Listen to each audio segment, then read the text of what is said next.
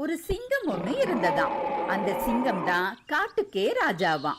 அது ரொம்ப பலசாலியும் கூட. ஆனா அந்த சிங்கராஜா அதனுடைய வேலையை எதுவுமே பொறுப்பா செய்யாதான். தினமும் அளவுக்கு அதிகமான அப்பாவி விலங்குகளை வேட்டையாடி சாப்பிடுமா. இதனால காட்டுல உள்ள விலங்குகள் எல்லாம் குறைஞ்சிட்டே வந்ததாம். அந்த காட்டுல வாழ்ந்த எல்லா விலங்குகளுக்கும் சிங்கராஜாவை பார்த்தாவே ரொம்ப பயப்படுவாங்களாம். அவங்க எல்லாம் ஒரு முடிவுக்கு வந்தாங்களாம். சிங்கராஜாவை பார்க்க போனாங்களாம். சிங்கராஜாவே, நீங்க ரொம்ப பலசாலி. ஆனா நீங்க இப்படி வேட்டையாடிட்டே இருந்தீங்கன்னா நீங்க ஆட்சி செய்ய எந்த விலங்குகளும் இங்க இருக்க மாட்டாங்க. அதனால நாங்க ஒரு முடிவுக்கு வந்திருக்கோம்.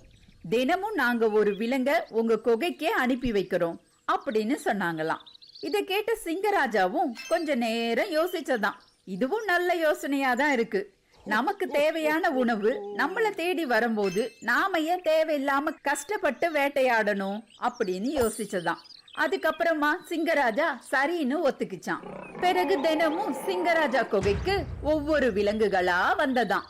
ஒரு நாள் சின்ன முயலுடைய முறையாம். அந்த முயலுக்கு ரொம்ப பயமா இருந்ததாம். ஆனா அது ஒரு புத்திசாலியான முயலாம்.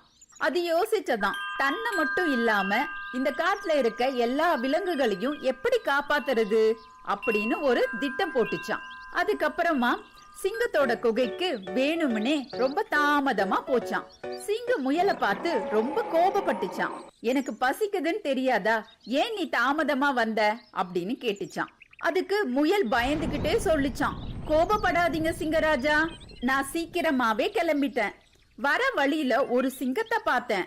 அந்த சிங்கம் தான் காட்டுக்கே ராஜான்னு சொல்லுச்சு. அது மட்டும் இல்லாம என்ன சாப்பிட முயற்சி பண்ணுச்சு.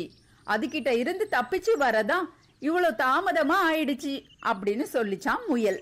இத கேட்ட சிங்கத்துக்கு கோபம் வந்துடுச்சு. என் காட்டுல இன்னொரு சிங்கமா, என்ன அந்த சிங்கத்திடம் கூட்டிட்டு போ அப்படின்னு சொல்லிச்சான். முயலும் சிங்கத்தை அந்த காட்டுல உள்ள ஒரு ஆழமான கிணற்றுக்கு கூட்டிட்டு போச்சான். சிங்கராஜாவே, இந்த கிணத்துக்குள்ளதான் அந்த சிங்கம் இருக்குன்னு சொல்லிச்சான். சிங்கமும் அந்த கிணத்துக்குள்ள கோபமா பாத்துச்சான். அப்ப அந்த கிணத்துல உள்ள தண்ணியில அதனுடைய உருவமே தெரிஞ்சுச்சான். சிங்கத்துக்கு அதெல்லாம் புரியல. ஏன்னா சிங்கம் ரொம்ப கோபமா இருந்தது. சிங்கமும் இன்னொரு சிங்கம் தான் உள்ள இருக்கு அப்படின்னு நினைச்சு கோபத்துல கர்ஜனை பண்ணிச்சான். அந்த உருவமும் கர்ஜித்ததாம். பிறகு கர்ஜனையை கேட்ட ராஜா கோபத்தோட உள்ள இருந்த சிங்கத்தோட சண்டை போடுறதுக்காக கிணத்துக்குள்ள குதிச்சாராம். அப்பதான் அதுக்கு தெரிஞ்சதாம் அங்க எந்த சிங்கமும் இல்ல அப்படின்னு. அதுக்கப்புறம் தண்ணீர்ல மூழ்கிடுச்சான். இந்த விஷயத்த முயல் காட்டுக்கே சொல்லிச்சான். எல்லா விலங்குகளும் முயலை பாராட்டினாங்களாம்.